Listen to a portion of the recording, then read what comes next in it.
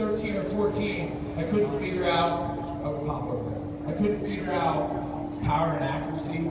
So I asked a coach, and he was the head coach at Gettysburg at the time, and I was at a summer camp, and he brought me right into this corner at we call it the island, at 5 and 5. They had a pile of balls like this. He goes, I just want you to shoot on net.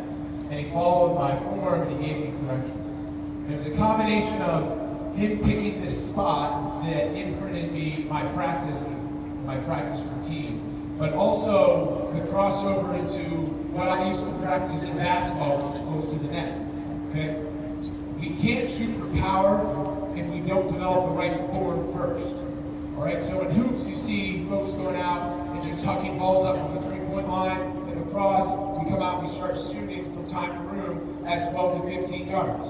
Okay? Our shoulders waver, our base is inaccurate or off balance, right? We don't have the right proper turn or mechanics. Okay? So when I was younger and playing hoops, when we were warming up, I used to shoot with both hands.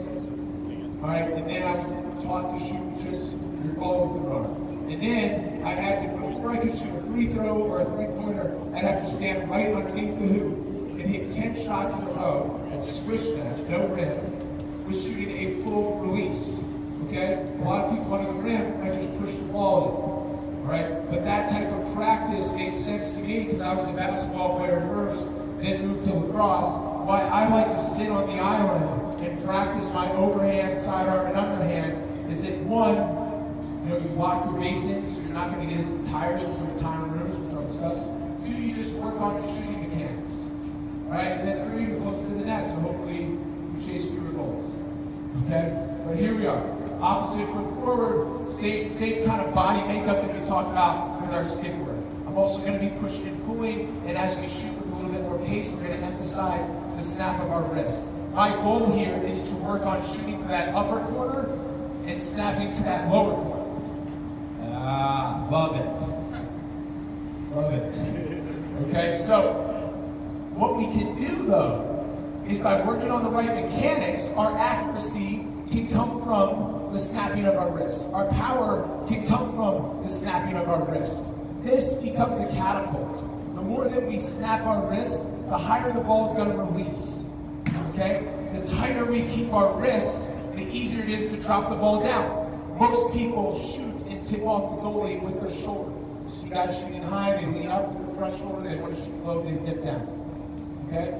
Great shooters are able to disguise direction, maintain power by snapping the wrist.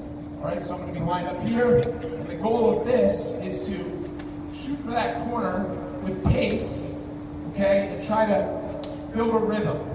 So that one, my last one was too low. So if I'm shooting and it goes just a little bit lower, I want to snap my wrist a little bit more to get it higher. If I shoot the ball too high, all right, then I'm going to tighten my wrist to get it lower. All right, I would sit here when I was your age and still do this now until I put 10 balls directly into the corner. And then I would reset. Okay? So, one thing that I want to add here, for some of you older guys, this is called an outward cradle. What we learn, first start to cradle, is this, right? An upward cradle. So what I see a lot of people pass is an upward cradle. When people shoot, it's an upward cradle. But this is a reset. If you're driving a race car and you do this, you're flooring the gas, and then you hit the brake, and then you're back on the gas. People that shoot time and room and wind up cradled here, then released, slowing the shot down. All right, so what you see me do is an outward cradle. So this motion locks the ball into my ideal location in my pocket so we can fire out. Take my bottom hand and open it up. Alex, if he tosses me a ball, I catch it here and I open up there. It's the same value as doing this, except I'm not disrupting my rhythm. I'm able to shoot. So it's an open cradle here, follow through. Okay, so the older guys, that's that. The advanced tip. Thanks, brother.